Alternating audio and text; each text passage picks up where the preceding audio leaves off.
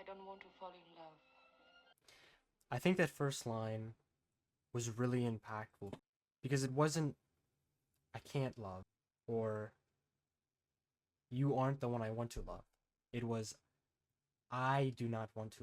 And although the movie was kind of bland with its setting, um, it was well written, had an interesting story, and the overall music score was actually pretty good. It wasn't anything special. It lacked some depth, but you do feel tied to the characters, while the story not so much. I feel like that wasn't important. It was a good movie overall, and I don't feel like it was a waste of time to have watched. It released March 15th, 1967. The main characters are Natasha, played by Sophia Loren. She's this Russian stowaway who hides on board trying to take shelter with our other lead, Ogden, played by Marlon Brando. I'll get to him in a second. But yeah, she sort of lived this hard life. She's toughened. She doesn't want to love, which is why she says, "I do not want to love." She doesn't want his money. She just wants to escape to a new life, away from Russia, away from Hong Kong. She wants to flee to America, where she believes that she'll live a better life.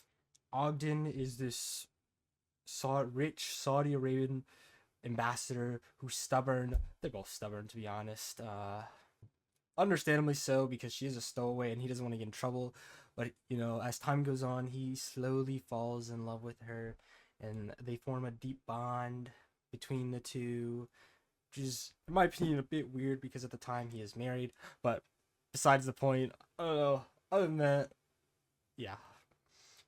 Some of the sub characters are Harvey, played by Sidney Chaplin. He's Ogden's best friend and sort of the voice of reason of the whole situation. I wouldn't say voice of reason, but he's sort of like a mediator between the two. Talking to Ogden, talking to Natasha. He's sort of friendly and I wouldn't say like a floater, but something like that. Then there's Hudson, played by Patrick Cargill. He marries Natasha so she can get citizenship. He's Ogden's companion, but more so he works for Ogden more than being his sort of friend per se, like Harvey. There's the old steward, played by Charlie Chaplin. He's not important. He just cameoed. So, and he also wrote the movie. Of course, this is his last film, which is why I decided to watch it, or at least that I know of. If he has any other final films other than like I guess his biography, let me know. There's Martha, played by Tippi Hedren. She's Harvey's current wife slash ex-wife. He's married to her during the film, but he falls in love with Natasha, but also they are in the process of getting divorced. So, yeah, it's kind of weird. It's kind of a weird situation, but I don't know. She doesn't really play that big of a role in my opinion, and I feel like them being married is kind of glossed over and not something that's important to the film. That's just something I noticed though. Then there's a society girl played by Angela Schooler. Um, she's not necessarily important. I just she just talked in an interesting way. She danced with Ogden, was interested in Ogden. So I thought I'd mention her. I think Geraldine Chaplin also makes an appearance in the movie, but I don't know. She's just a girl who dances in the movie. Like I said before, there wasn't like especially any shots that caught my attention. The filming was normal. There wasn't like any like especially interesting shots that I noticed. When I said the setting was bland, it took place on a boat. It did kind of change when they went to Hawaii, but I don't know. The setting was kind of bland, and the different kind of backgrounds. It was kind of just a one room, which nothing wrong with that. Uh, I just felt like it wasn't used to its full potential, and the store, the store scene also felt a little weird, where he went to go buy clothes for Natasha, and where he got her like oversized clothes. I felt like they tried to make that a gag, and it didn't work. And then they continued to try and make it a gag, and it still didn't work. But overall, like, it was a funny movie, and there were some parts where I genuinely laughed. So I wouldn't say like, oh, the gags completely flopped, but that one, in my opinion, that one flopped. I gave this one a personal rating of like 3 out of 5.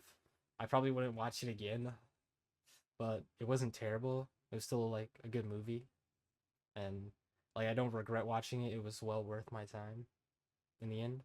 The line "I do not want to love" really added to my rating because it's interesting to be in a situation where you want to so badly, but also you do not want to. You don't you don't want to give yourself up and risk something going badly, um, and yourself being hurt, but also you want to take that risk and see what happens and believe that that person will be an opportunity for you rather than a hindrance. And Natasha wants to escape. She wants to be away from that life. She sees this person as someone she can be with, but she's also wary and scared that if she does, she'll just be back where she was. Um, because she was with a nice guy per se, but she was married off sort of like as a little Russian girl at like 13 to this mafioso. Um, and she escaped from that, and then she was trapped in Hong Kong, which wasn't the best life for her, and she wanted to get away from that. And she didn't want Ogden to just be the same situation where she feels trapped. Um, so I understand where she's coming from when she says, I do not want to love, and how she's scared of it. Yeah, it's just an interesting film in general. I really liked it. Also, their little secret knock. I also really did like their secret knock. Do do do do do do. Like yeah. Anyway, that was Countess from Hong Kong. Peace out and bye.